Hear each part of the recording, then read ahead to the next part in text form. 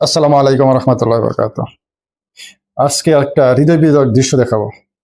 বাংলাদেশের দালাল নামের কুলাঙ্গার যে বাঞ্চুদেরা প্রবাসীদেরকে অর্থের বিনিময়ে অতিরিক্ত অর্থ নিয়ে তারপর বিদেশে পাচার করিয়া এই যে একটা মুসিবতে দুর্বিষহ জীবনযাপনে বাধ্য করে, এর থেকে পরিত্রাণের জন্য ওদেরকে শাস্তির মুখে যেভাবে হোক আনতে হবে। দেখেন বাড়িটার কি অবস্থা, করুণ অবস্থা দেখেন আগে। বাংলাদেশি নাকি? আপনি এত রাত্রে বসে রয়েছেন? এই তো ভাইয়া, থাকা জায়গা নাই, থাকা জায়গা নাই। আজকে অনেক দিন হয়েছে বাইরে বাইরে ঘুরতেছি। আমি আজকে 3 মাস হয়েছে সৌদি আরবে আসছি। দালালে আইনা আমারে কাজও দেয় না, কিছু না। এক জায়গায় কাজও গেছি, 1 মাস হয়েছে কামের টাকাও দেয় না। এখন একজনের রুমে থাকতাম, খাইতাম, বার করে দিছে ভাইয়া। এতদিন আমি রিয়াতে ছিলাম।